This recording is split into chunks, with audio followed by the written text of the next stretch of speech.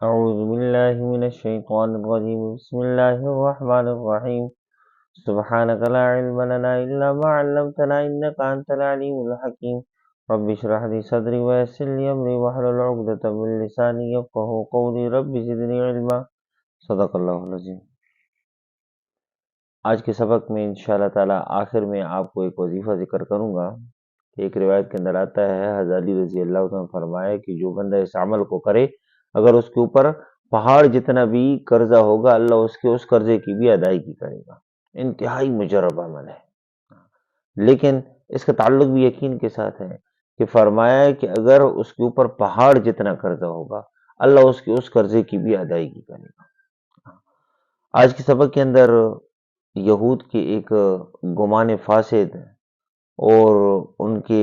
اللہ رب العزت کے احکامات کے اندر رد و بدل اس کا ذکر ہے۔ اللہ کے احکامات کے اندر رد و بدل اس کا مقصد کیا تھا ان کا؟ لیشترو بھی ثمنا قلیلا، تاکہ اس کے ذریعے ہم چند پیسے کما لیں۔ کوئی آتا نا ان کے پاس، ان کو غلط مسئلہ لکھ کر دے دیتے اور اس کے ذریعے ان کی طبیعت کے مطابق ان کو مسئلہ لکھ کر دے دیتے، جیسے ان کے، حالانکہ وہ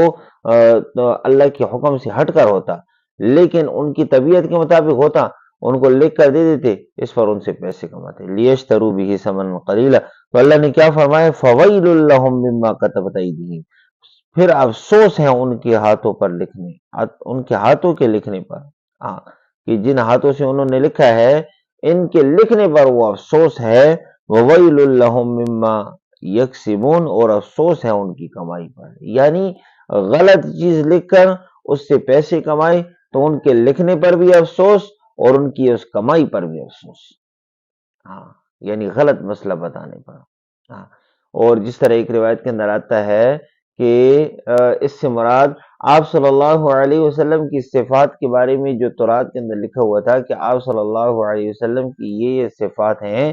تو جب ان صفات کے بارے میں جو عام لوگ جو تھے، ان پڑھ لوگ، وہ اپنے علماء کے پاس جب جاتے ان سے آپ صلی اللہ علیہ وسلم کی صفات کے بارے میں پوچھتے تو آپ صلی اللہ علیہ وسلم کی صفات کے بارے میں ان کو وہ اس کے الٹ بتاتے۔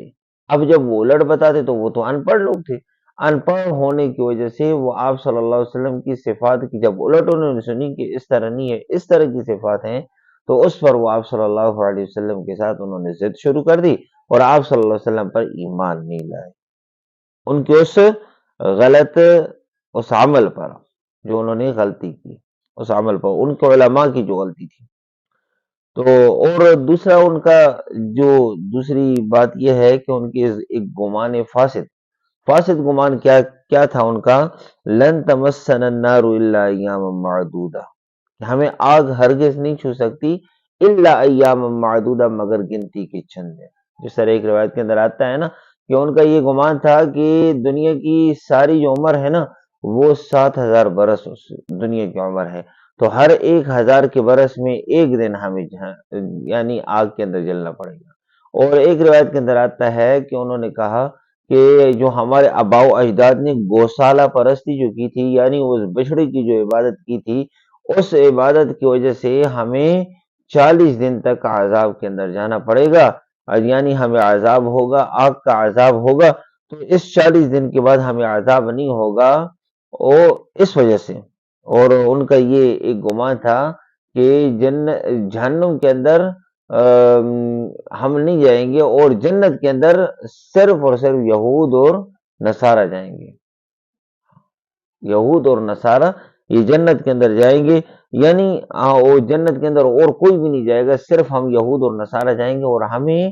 عذاب نہیں ہوگا، عذاب ہمیں گنتی کے چند دن ہوگا۔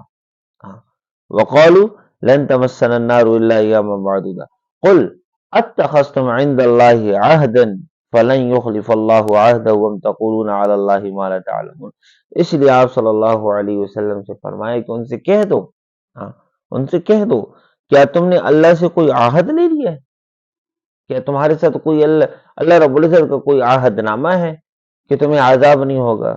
فلن يخلف الله عهده، پھر ہرگز اللہ اپنے عہد کی خلاف نہیں کرے گا، کہ تمہارے ساتھ کوئی عہد وغیرہ اللہ نے کیا ہے؟ ام تقولون علی اللہ ما لا تعلمون، یا تم اللہ پر وہ باتیں کہتے ہو جو تم نہیں جانتے۔ تو یہ ان دو باتوں کا ذکر ہے آج کی ویڈیو کے اندر۔ ایک ایک تو یہ تھا کہ وہ مسئلے کو غلط بتاتے، لیشترو بھی ثمنا قلیلا، تاکہ اس کے ذریعے ہم چند پیسے کما لیں۔ اور دوسری بات کیا تھی کہ ان کا ایک گمان تھا کہ جہنم کے اندر ہمیں آگ کا عذاب جو ہے لن تمسنا النار الا ایاما معدودہ، گنتی کے چند دن کے علاوہ ہمیں آگ کا عذاب نہیں ہوگا۔ ہاں، ان کا ایک گمان یہ تھا۔ ہاں، تو ان کے اس گمان کو یعنی یہاں پر ختم کیا گیا کہ ایک تو ان کی وہ غلطی بتائی کہ انہوں نے اللہ کے احکامات کے اندر رد و بدل کی، یہ بڑی غلطی کی، وَوَيْلٌ لَّهُم مِّمَّا يَكْسِبُونَ۔ اور دوسری غلطی ان کا یہ گمان کہ ان کا یہ خیال کہ ہم جہنم کے اندر نہیں جائیں گے، تو ان کو یہ بتایا گیا کہ اللہ کے ساتھ تم نے کوئی عہد وغیرہ کیا ہے کہ اللہ رب العزت تمہیں جہنم کے اندر داخل نہیں کرے گا۔ ہاں، تو اللہ سے دعا ہے کہ اللہ رب العزت ہمیں صحیح طریقے سے قرآن کو پڑھنے کی، سمجھنے کی اور صحیح طریقے سے قرآن کو آگے پڑھانے کی توفیق عطا فرمائے۔ دوسرا یہ ہے کہ شروع میں جو آپ سے ذکر کی ایک وظیفہ، ایک عمل، اگر حضرت علی رضی اللہ عنہ فرماتے ہیں کہ پہاڑ کے برابر بھی اس کے اوپر قرضہ ہوگا، پہاڑ کے برابر قرضے کی بھی ادائیگی اللہ اس کے قرضے کی ادائیگی بھی کر دیں گے۔ اس کے لیے ایک مجرب، انتہائی مجرب عمل کہ ہر نماز کے بعد 3 مرتبہ، ہر نماز کے بعد 3 مرتبہ اللہم اکفنا بحلالک عن حرامک واغننا بفضلک عمن سواک، ہر نماز کے بعد 3 مرتبہ اللہم اکفنا بحلالک عن حرامک واغننا بفضلک عمن سواک۔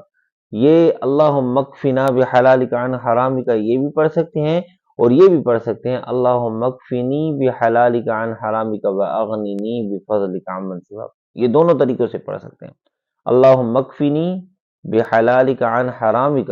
واغننی بفضلک عمن سواک، یہ بھی پڑھ سکتے ہیں، اور یہ بھی پڑھ سکتے ہیں اللہم اکفنا بحلالک عن حرامک واغننا بفضلک عمن سواک۔ جو کہا سنا، اللہ رب العزت ہم سب کو اس پر عمل کی توفیق عطا فرمائے۔ وما علینا